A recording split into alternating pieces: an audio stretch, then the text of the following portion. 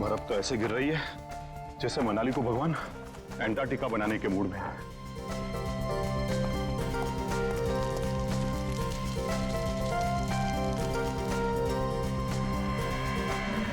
कौन है यहां? कौन है?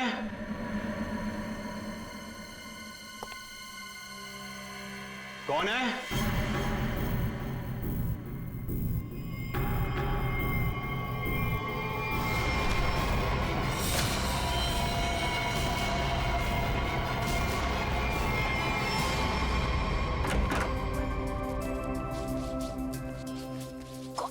क्या है? इधर मत कर। क्यों? इधर मत जा, फिर मुझे साफ करना पड़ता है। मत। अच्छा मैं तुझे ही साफ कर दूंगी। तुम तो लड़ने झगड़ने बंद करो। डैड घर में ही है। अच्छा है, तो मैं डैड से गौतम की शिकायत करती हूँ। डैड देखिए ना इसे, पूरा घर गंदा कर रहा है। Dad, dad, dad, dad, dad, dad, dad.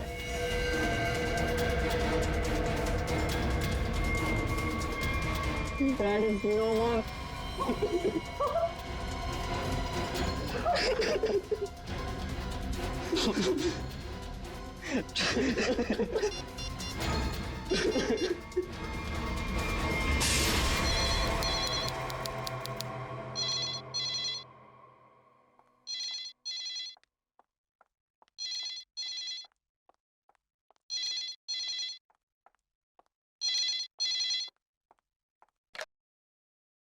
Hello. हाँ, वो लोग आ गए हैं और किसी भी वक्त घर पर पहुंचने वाले हैं। ठीक है।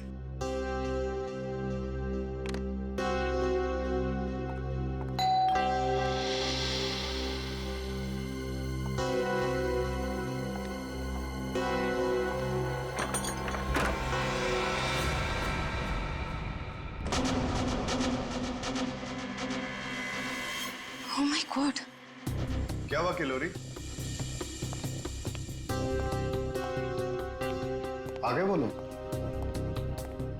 वो लोग तो नहीं आए, लेकिन ये ताबूत कोई छोड़कर गया है और कोई यहाँ दिख भी नहीं रहा। ये जगन का ताबूत होगा, लेकिन ये तो बच्चे लेकर आने वाले थे। हाँ, पर बच्चे तो यहाँ नहीं है। जब मैंने दरवाजा खोला तो बस ये ताबूत यहाँ रखा था। तुम एक काम करो, पूरब को फोन करो, पूछो कहाँ है वो लोग। हाँ।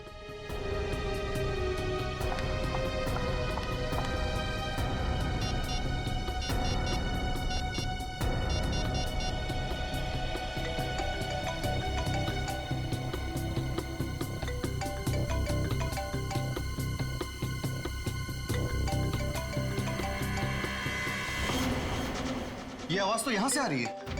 कॉफिन के अंदर से आवाज आ रही है।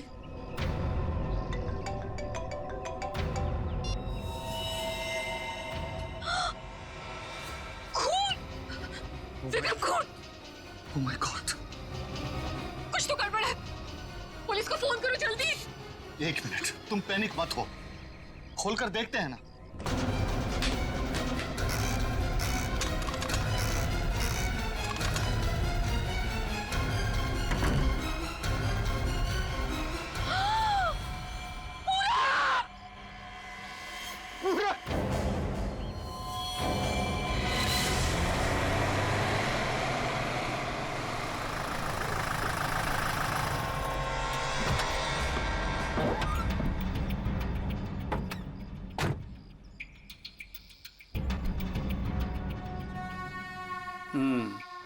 काम हो गया? यस बॉस, आज तो आप हमें शाबाशी दोगे बॉस। किसी को कोई शक तो नहीं हुआ? कोई शक नहीं बॉस, इतनी सफाई से लाश को ठिकाने लगाया है कि उनके रूहें कांप जाएंगी, रूहें। ए बस बस बस, आज तक तूने कोई काम ढंग से किया है? बात करता है, मैं खुद चेक करूंगा।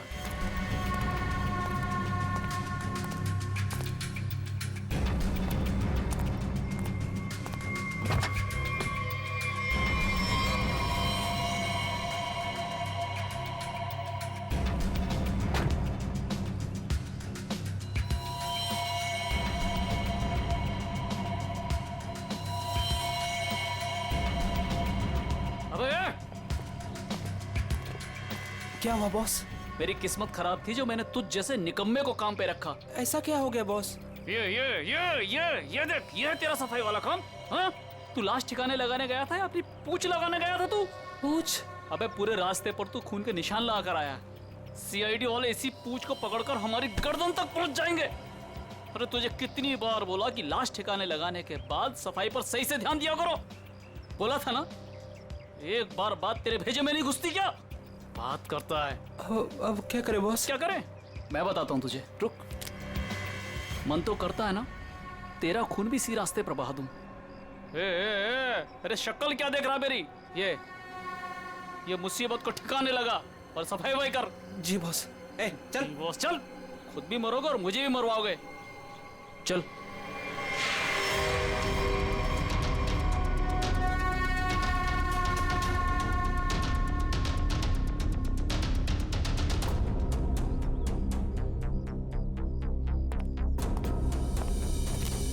क्या संबंध क्या है आपका लाश के साथ? जी वो मेरा बड़ा बेटा था, अपने पापा की लाश लेकर आने वाला था और खुद ही। क्या इसका क्या मतलब क्या है? मतलब ये कि इसके पति 2 दिन पहले ही मर गए थे हार्ट अटैक से, और जिसकी लाश पड़ी है पूरब, वो अपने पिताजी के पार्थिव शरीर को लेकर यहाँ आने वाला था, भाई और बहन के साथ। भाई और बहन वो कहाँ है अभी? वो भी गायब है, उनका फोन तक नहीं लग रहा है। कहाँ से आ रहे थे वो लोग? एयरपोर्ट से। थोड़ी देर पहले ही उनकी फ्लाइट लैंड हुई थी, लेकिन वो लोग तो यहाँ नहीं पहुंचे, सिर्फ कॉफिन पहुंचा, वो भी पूरब के लाश के साथ। ये लो, मतलब बीच रास्ते में किसी ने कांड कर दिया। वैसे आपका क्या संबंध है जगन के साथ? कोई रिश्ता नहीं। मतलब? ये मेरे पति है। अच्छा अच्छा, मतलब दूसरी शादी है ये? अच्छा एक बात बताइए, ये पूरब इनकी एक्स हस्बैंड की लाश को लेकर इनके करंट हस्बैंड के घर क्यों आ रहा था? है? ये मेरा घर नहीं है, ये किलोरी का घर है। मतलब आप घर जमाई हैं? जी खैर ये तो आपका निजी मामला है। आप ये बताइए कि ये लोग कहाँ से आ रहे थे और एयरपोर्ट पे इन्हें कौन रिसीव करने वाला था? जगन हमारे 3 बच्चों के साथ मनाली में रहते थे। 2 दिन पहले पूरब का फोन आया कि हार्ट अटैक से उनकी मृत्यु हो गई है। मैंने पूरब को बोला कि उनके अंतिम संस्कार के लिए वो उन्हें यहाँ ले आए। एयरपोर्ट पे वो जैसे ही उतरे, वहां से उन्होंने एक प्राइवेट टैक्सी ली यहाँ आने के लिए, और उसके बाद। प्लीज आप मेरे दोनों बच्चों को ढूंढ निकालिए। माया और गौतम कहाँ है, कुछ पता नहीं चल रहा। ठीक है, आप चिंता मत करिए, हम उन्हें जल्दी ढूंढ निकालेंगे।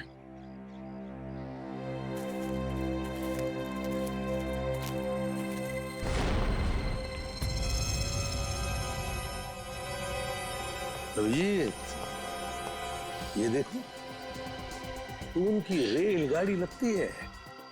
Yes sir. निखिल सर देखो, ये रेलगाड़ी कौन से स्टेशन से होके आई है?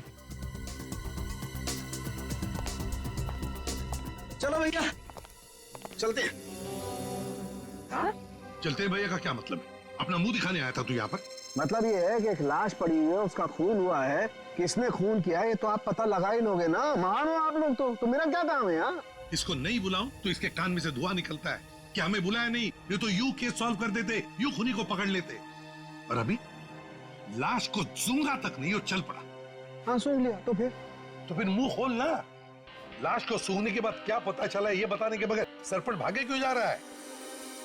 देख फारूक के 2 बच्चे गायब है, इस औरत के 2 बच्चे, और ऊपर से बाप की लाश भी गायब है। लाश गायब है तो मैं क्या करूँ? लाश बन के लेट जाऊं यहाँ पर? लाश ढूंढना आप लोगों का काम है, तो ढूंढो ना। पूछो किसी से, ढूंढो कि ये कास्केट कहाँ से आया था। मैं क्या करूंगा इसमें? अच्छा तू जा। ठीक है। अरे एक मिनट सर, हमें इस केस में आपकी जरूरत है। आप देखो भैया, वो तो हर केस में तुम लोगों को मेरी जरूरत पड़ती है, पर तुम लोग मानते कहाँ हो? यार छोड़ो इसको। अरे सर प्लीज एक मिनट। अरे सारुंके साहब, आप अपने ज्ञान का प्रकाश डालिए ना इस केस पे।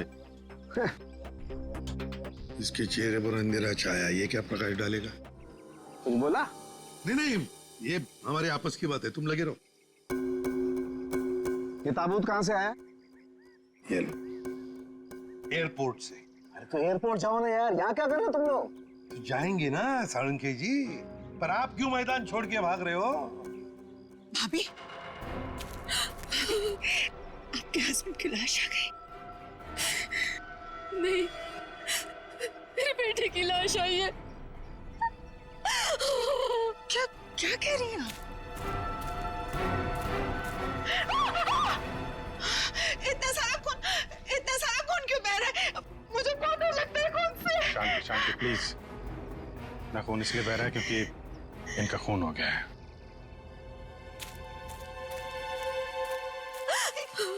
क्या कह रहे हैं? पूरब का खून हो गया भाभी।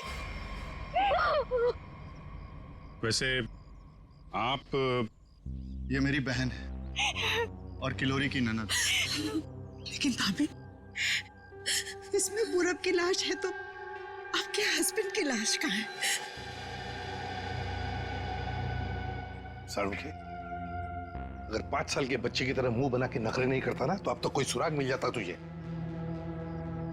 भैया ये नाक के अंदर छोटे छोटे दाने दिखाई दे रहे हैं ना, शायद यही एड्रेस किसका?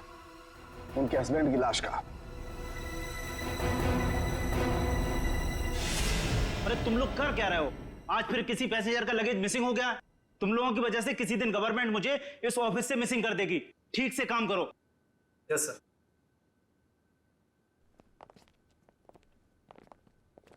सर आप लोगों का भी कुछ मिसिंग हुआ है क्या? हम लोग सीआईडी से। हम यहाँ पर किसी पैसेंजर्स के बारे में पूछताछ करने आए हैं। आज सुबह कनेक्ट एयरवेज से 3 लोग एक कॉफिन लेकर मनाली से मुंबई आए थे। और वो 3 पैसेंजर्स ये लोग हैं। ये देखिए, ये पूरब, गौतम और ये माया। ये तीनों अपने पिता की लाश को कॉफिन में डालकर यहाँ लाए थे। जी हाँ सर, लाए तो थे। उस कॉफिन में इनके पिताजी की लाश थी, जो इनके घर तक कभी पहुंची ही नहीं, बल्कि उस कॉफिन में पूरब कुमार की लाश पाई गई थी। ये कैसे हो गई? वही पता लगाना है। उसके साथ साथ गौतम और माया, ये 2 बच्चे भी गायब हैं। सर मुझे तो लगता है वो लाश कहीं। एक बात बताइए, क्या इन तीनों को कॉफिन के साथ कोई रिसीव करने के लिए आया था? नहीं सर। अच्छा एक काम कीजिए, आपके स्टाफ ने तो मदद की होगी ना कॉफिन को उनके गाड़ी तक पहुंचाने के लिए। जी सर। जरा उनको बुलाइए। जी सर, मैं बुलाता हूँ। हाँ। चंदन और बिहान को जल्दी अंदर भेजो।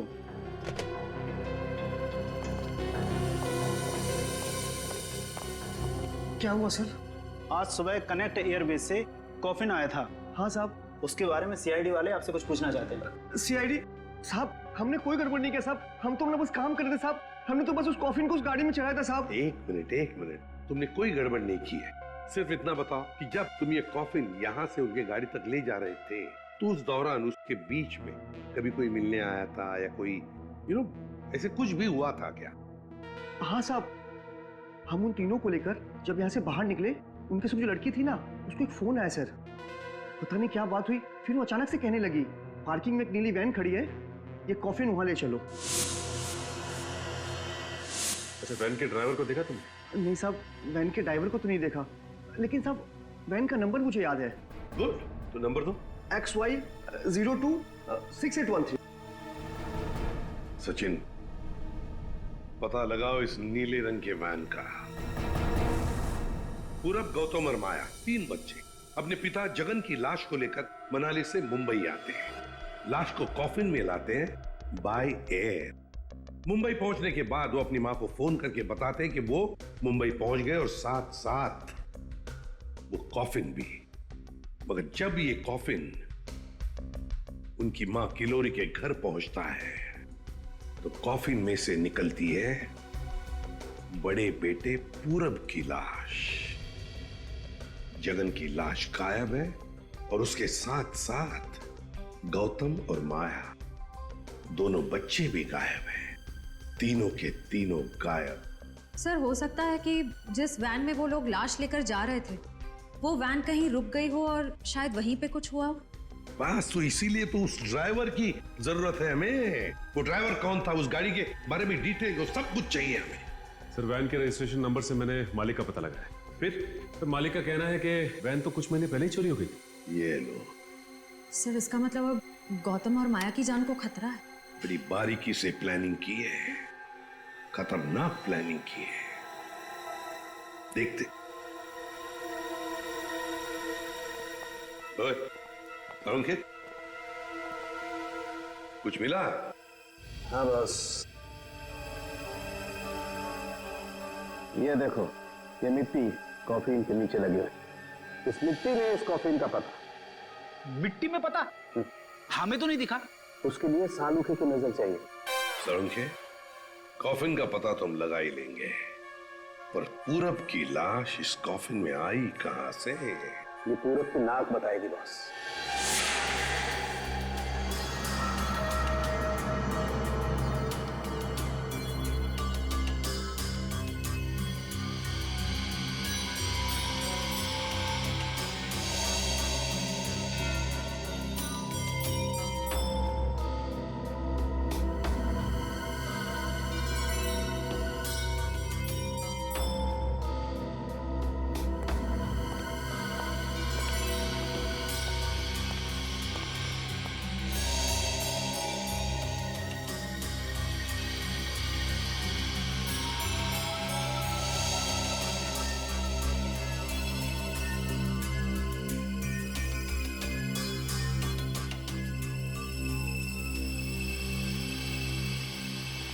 हाँ सर, कुछ पता चला? भाई अभी तक तो शक पर ही काम कर रहा है। शक दूर नहीं हुआ? हो गया, शक दूर हो गया। मुझे इसकी नाक में से पोलन्स मिले, पराग कण।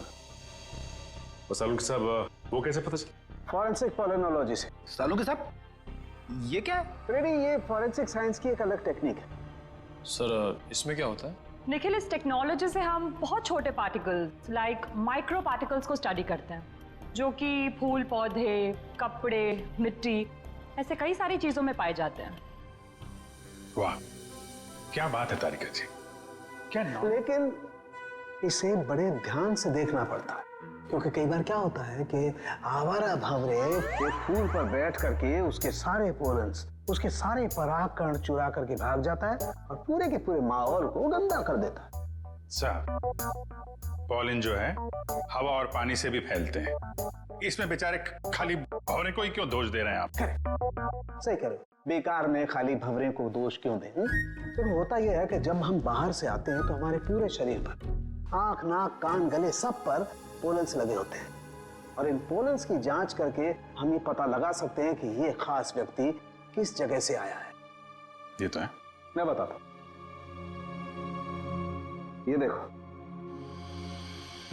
यहां पर मैंने इससे पोलन्स ले लिए जो उसकी नाक में थे, और इन पोलन्स पे 2 ड्रॉप मिथाइलमाइन की डालते हैं और इसे हम कर देते हैं सिक्योर।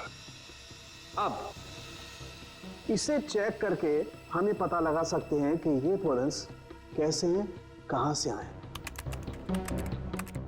ये देखो सर, ये तो नारंगी कलर में उभर के आ रहा है। और अब इस आकार को हम हमारे डाटा के सैंपल से मैच करके देखेंगे, ताकि पता लग सके कि ये पोलन किस टाइप का है। करके जरा मैच। हाँ।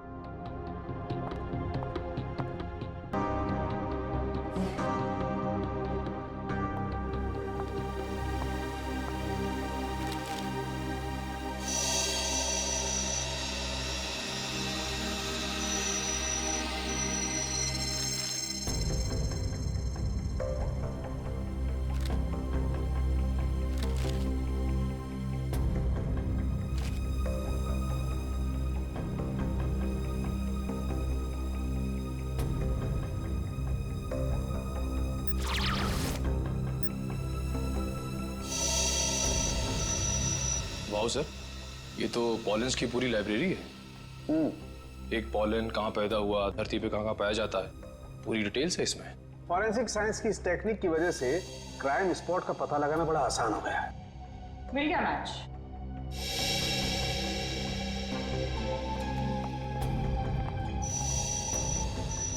ये मैरीगोल्ड है, जिसका हाइब्रिड नाम मरियासा गोल्ड 63 है।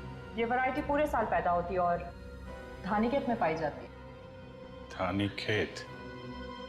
चलो कम से कम ये तो पता चल गया कि खून कहाँ हुआ है। सर यही है धानी खेत सर। फिर वैन यहीं पर लाया गया था। ये टायर मार्क्स तो हैं सर यहाँ पे।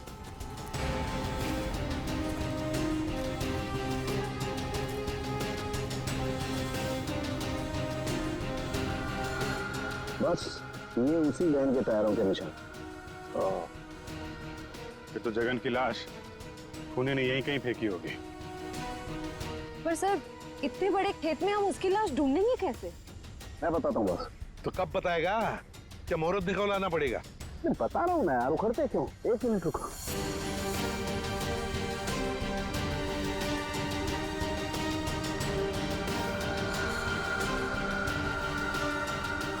ये देखो, ये मैंने फूल के पोले निकाले। अभी मैं जिस दिशा में उड़ाऊंगा और ये उड़ करके जहां जाएंगे समझ लो खून भी उसी दिशा में हुआ है। लेकिन सर यहाँ तो हवा ना के बराबर है, ये कैसे पता चलेगा कि हवा किस डायरेक्शन में है? ये मुर्गा बताएगा। मुर्गा? हाँ निखिल, मुर्गा। ये मुर्गा है ना, किसान लोग अपने खेत में अक्सर लगाते हैं। इस मुर्गे से पता चलता है हवा का रुख कहाँ पर है। जिस तरफ हवा चलती है ना उस तरफ ये मुर्गा मुड़ता है और इसका फायदा होता है पेस्टिसाइड डालने में, हवा के हिसाब से। उस तरफ देखते हैं सर। हाँ चलो देखो जरा आसपास कुछ दिखता है क्या? सर? हाँ सर वहां पे कोई लेटा है। चलो देखते हैं।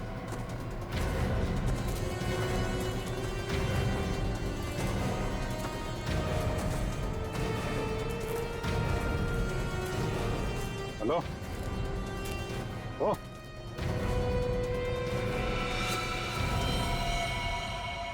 ये तो जगह है सर।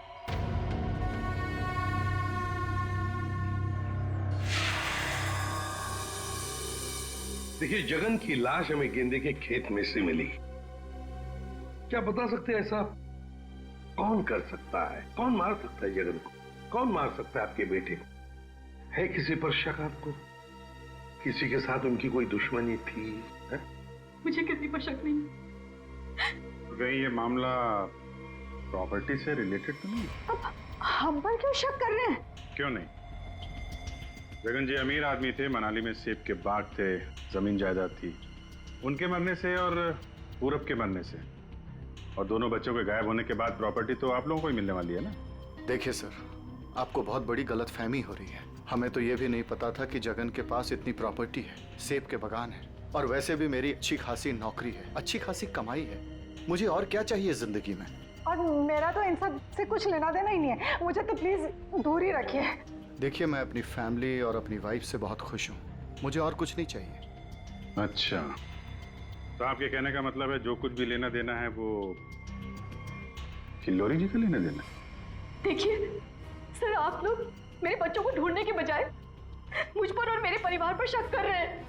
नहीं नहीं नहीं नहीं नहीं किल्लोरी जी, हम आप लोगों पर कोई इल्जाम नहीं लगा रहे किल्लोरी जी। हम तो बस सच्चाई जानने की कोशिश कर रहे हैं। जैसे एक बात जरूर कहूंगा आप लोगों को, सच्चाई आपके लिए बहुत फायदेमंद होगी।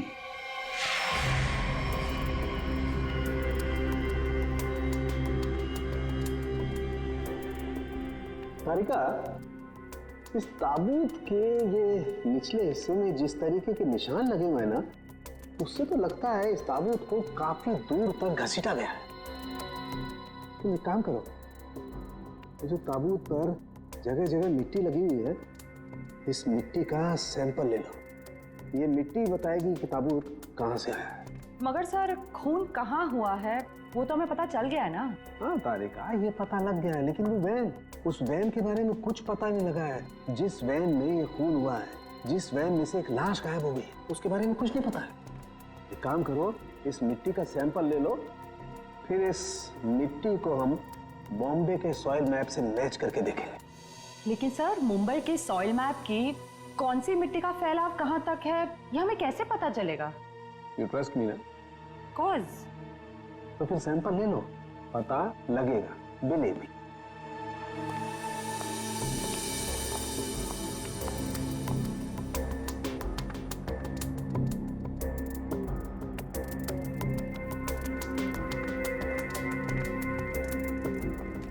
अरे सालू के साहब, फिर से पढ़ाई शुरू कर दी आपने?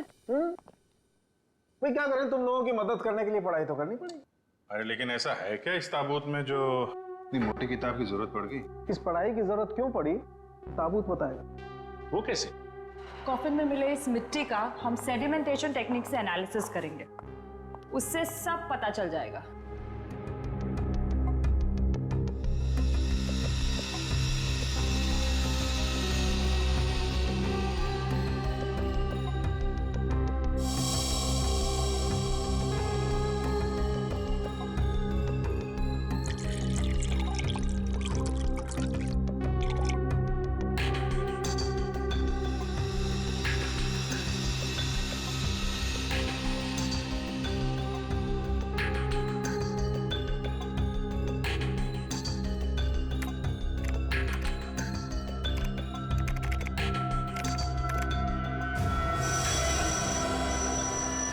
ये देखिए,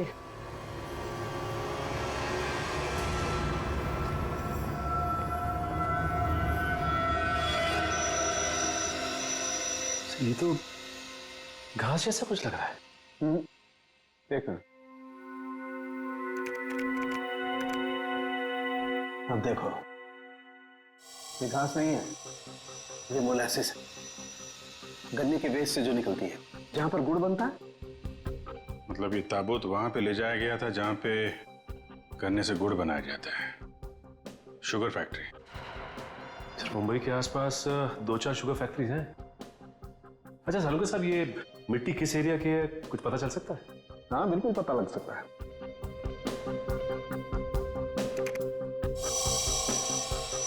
इस मिट्टी में 40% सैंड है। और इतनी सैंड परसेंटेज वाली मिट्टी मुंबई के बाहर कन्ना कावड़ी वाले इलाके में लगभग 30 किलोमीटर के एरिया में पाई जाती है। पर हाँ, ये मिट्टी ज्यादा रेत और ज्यादा आयरन होने की वजह से काली दिखाई देती है। सचिन, पता करो उस एरिया में कोई शुगर मिल है क्या?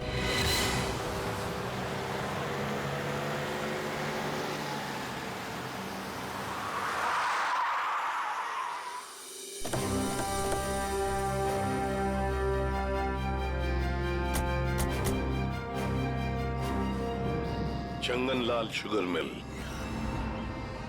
यहाँ तो लोग आ जा रहे हैं, चहल पहल है। यहाँ पे खून ही खून करके कैसे निकल गया? और तो लाशों की अदला बदली भी की है। डॉक्टर सालुंके ने शुगर मिल की बात की थी और यहाँ आसपास 30 किलोमीटर तक यही एक शुगर मिल है। हो ना हो, खून हुआ तो यही है। चलो इससे पूछते हैं। अरे सुनो जी। तुम यहाँ के सिक्योरिटी वाले हो? जी हाँ। हम लोग सीआईडी से तुमसे कुछ पूछना चाहते हैं। सीआईडी साहब, क्या बात है? हमको माफ कर दो, हमारी कोई गलती नहीं है। देखो घबराओ मत, हमारे कुछ सवालों का जवाब दो। हाँ हाँ। क्या तुम यहाँ पर अकेले ड्यूटी पर होते हो या और भी कोई है जो शिफ्ट में आते जाते हैं? हम पूरे टाइम अकेले काम करते हैं। तुम ये बताओ और अपने दिमाग पे जोर डाल के बताओ कि तुमने कोई ताबूत देखा है? काहे डरा रहे हैं? यहाँ ताबूत कैसे देखेंगे? ठीक है, ताबूत नहीं देखा, किसी नीले रंग के वैन को देखा जिस पे शक हुआ हो तुम्हें? साहब, वैसे तो हम सब पे शक करते हैं, लेकिन नीले कलर की गाड़ी क्यों नहीं देखे हैं साहब? आप समझ रहे हैं ना? अच्छा चलो एक बात बताओ, यहाँ पर ऐसी कोई और भी खाली जगह है, गोदाम जैसी? हाँ साहब, एक पुराना गोदाम है हमारे मालिक के। चलिए दिखाते हैं। चलो दिखाओ। दिखा। चलिए आइए साहब, ये है पुराना गोदाम। तुम जरा बाहर जाओ। ठीक साहब। गेट तो काफी बड़ा है। हाँ, वैन आसानी से घुस सकती है। इस जगह को देख के लगता है कि काफी समय से कोई आया नहीं है यहाँ पे। काफी समय से कोई आया नहीं है यहाँ, तो फिर ये बोरियां ऐसी रखी कैसे गई? और ये ऊपर से टारपॉलिन, जरा देखो तो नीचे क्या है।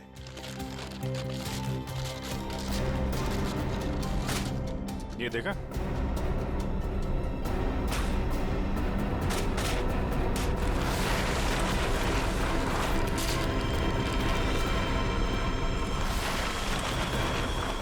क्या है? क्या बात है सर, यहाँ पे तो पूरे वैन को ही दफना दिया है। और ये देखिए वही नंबर है XY026813। चेक करो देखो।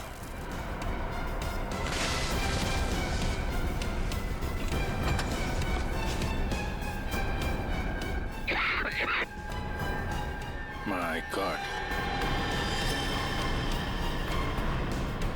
इतना सारा खून। लगता है 24 घंटे से ज्यादा पुराना है।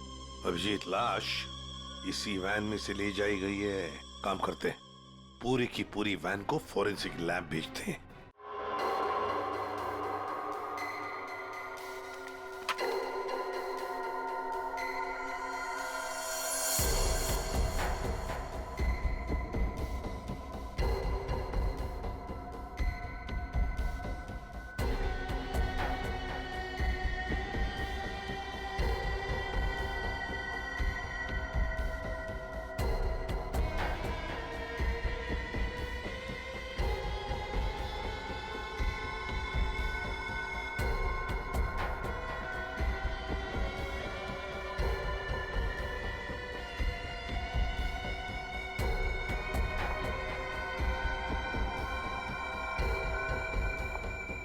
सर मिला कुछ?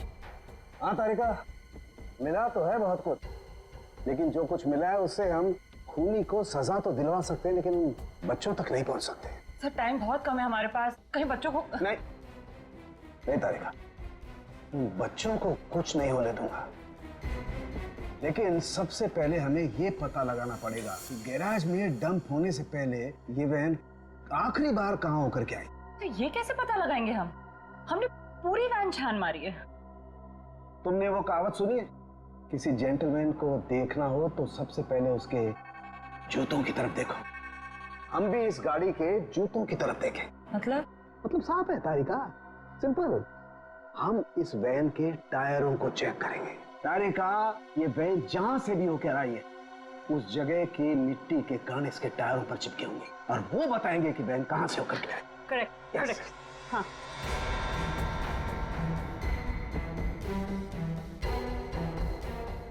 जरा एक कोर्सा पर पेट्रोल डिश लाओ। हाँ सर, अभी देते हैं।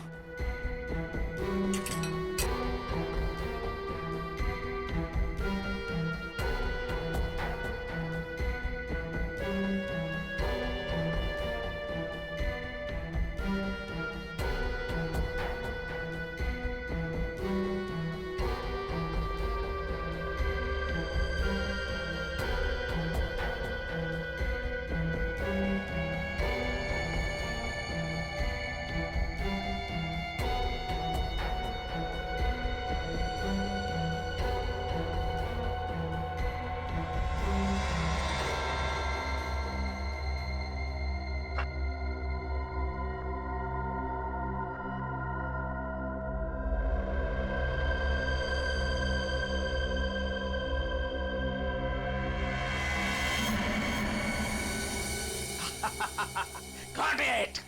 सर क्या है? क्या मिला है? सर बताओ ना क्या मिला है? हेलो? हाँ तारिका जी। हाँ अभिजीत। उस वैन में से कुछ एविडेंस मिला? हाँ मिला तो है, लेकिन मुझे नहीं पता क्या मिला है। सर बता ही नहीं रहे। अरे क्यों? डॉक्टर साहब हैं कहाँ? यहीं पे है, कूद रहे हैं, गॉट इट कर रहे हैं। अरे उन्हें ऐसा क्या मिल गया कि जो बरसात की मेढक की तरह कूद रहे हैं? पता नहीं, मुझे कुछ नहीं बता रहे, तुम ही बात कर दो। सर। हाँ अभिजीत। ओ अभिजीत, आज भाई साहब। भैया, वो मैसेंजर हमें मिल गया है जो हमें गौतम और माया का पता बताएगा। क्या? सफेद रंग का एरो बनाया है पेड़ पे? अच्छा ठीक है, ढूंढेंगे। और वैसे वहाँ पोजीशन क्या है? यहाँ की सिचुएशन तो कंट्रोल में है, लेकिन हमारे सामने जो नजारा है उसे देखकर तो हमारे होश ही उड़ गए हैं सर। कोई बात नहीं, हम लोग पहुंच जाएंगे जल्दी। क्या करिए श्रेया, सब ठीक है सर? कह रही है कि वहाँ पे नजारा ऐसा है कि जमीन खिसक जाएगी पैरों के नीचे से। सर हमें जल्द से जल्द वहाँ पहुँचना होगा, पर लोग बहुत कम है, कहीं हाथ से निकल ना जाए। आप लोग कोई बताएंगे क्या हो रहा है? कैसे है मेरे बच्चे? ठीक तो है? प्लीज कुछ बताइए। मैम जरा धीरज रखिए, सब कुछ पता चल जाएगा। कुछ बताया होगा ना फोन पे उसने। आखिर हमारे बच्चे मिले कि नहीं मिले, कुछ तो मालूम होगा ना। देखिए अभी कहने सुनने से कुछ नहीं होगा, जो भी है वहाँ पे चलने के बाद ही पता चलेगा।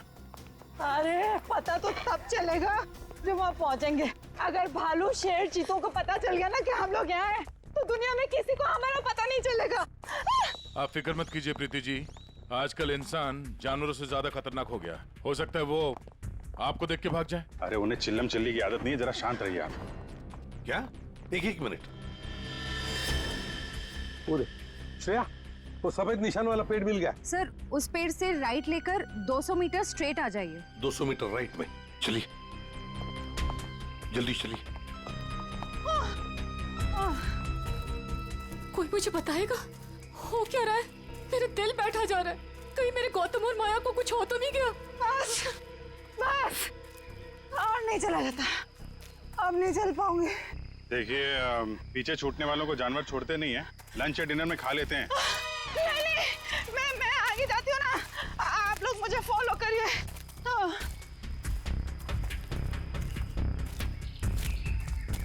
संभाल के, संभाल के। आश्रया, सर वो देखिए सर।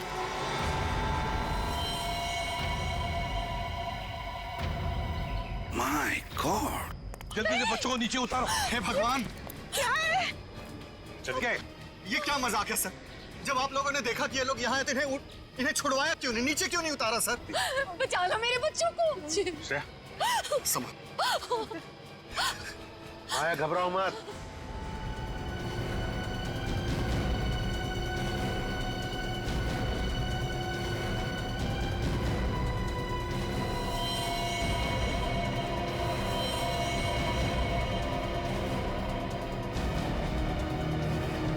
अब भेजो भेजो उसको।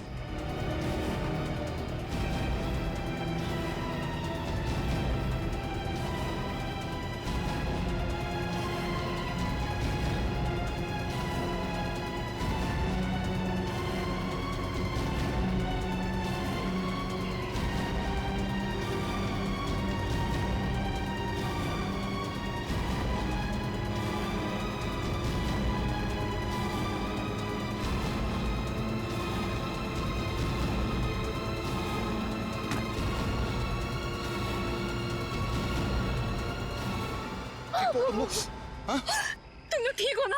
बंद कीजिए अपना नाटक, हमारी इस हालत के जिम्मेदार आप ही हैं। बच्चे कहते हैं ना हमें, तो क्यों डाला अपने बच्चों को मौत के मुंह में? तो अच्छा हुआ सीआईडी टाइम पे आ गई, वरना आपने भैया की तरह हमें भी मार दिया होता। क्यों खिलोरी जी, ये बात क्या है?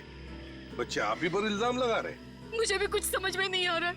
मैं तो इन लोगों से इतना प्यार करती हूँ, मैं क्यों मारूंगी इन लोगों को? बात तो सही है, सवाल जायज है। एक माँ अपने ही बच्चों के साथ ऐसे कैसे कर सकती है? देखिए,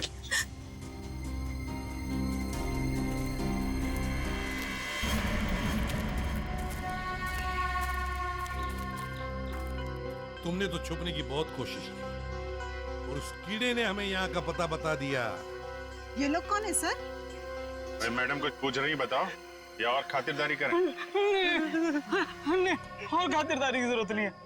देखिए साहब, पहले मुझे इमरजेंसी वार्ड में भर्ती करा दीजिए। हड्डियों से बड़ी अजीब अजीब आवाजें आ रही है साहब। तो मुझे दिन में ही चांद तारे नजर आ रहे हैं सर। ऐसा लगता है जैसे मैं अंतरिक्ष में। मुंह खोलो अपना जल्दी। आप फंसा दिया तुमने हमें। मैंने फंसाया? मैं तो इन लोगों को जानती तक नहीं हूँ। आप नहीं, वो भाई साहब। दिमाग तो नहीं खराब हो गया तुम लोगों का?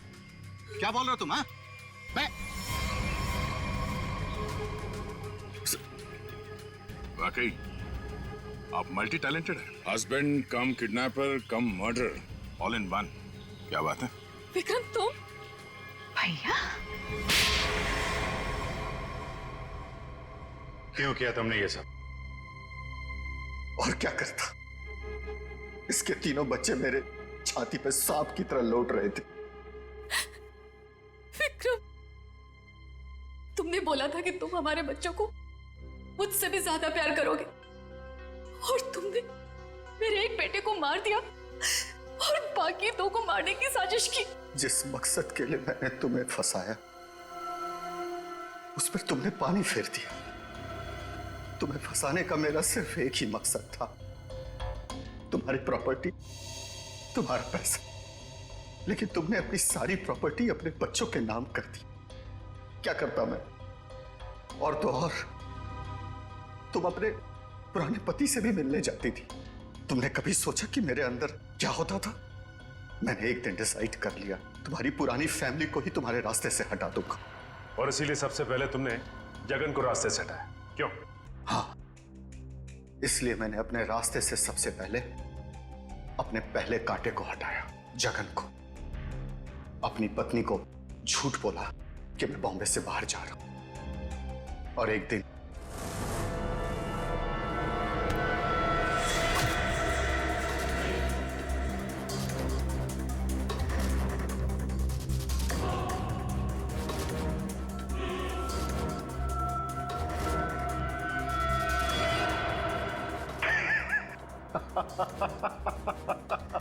सोचा था जगन के मौत के बाद तुम्हारा झुकाव तुम्हारे बच्चों के लिए कब होगा, लेकिन मैं गलत था। तुम्हारा तो और बढ़ गया। और तो और तुमने उन्हें साथ रखने का फैसला कर लिया। पर यह बात तुम्हें बर्दाश्त नहीं हुई, इसलिए तुमने इन दोनों को भी रास्ते से हटाने का फैसला किया, क्यों? विक्रम, मैंने तुम पर इतना भरोसा किया, तुमने सब बर्बाद कर दिया। मैं तुमसे नफरत करती हूँ, नफरत। जायदाद की लालच में आके तुमने जो मौत का खेल खेला है, उसका अंजाम भी मौत है। फांसी होगी तुम्हें, फांसी। For more updates, subscribe to our channel, click the show links and enjoy watching the videos.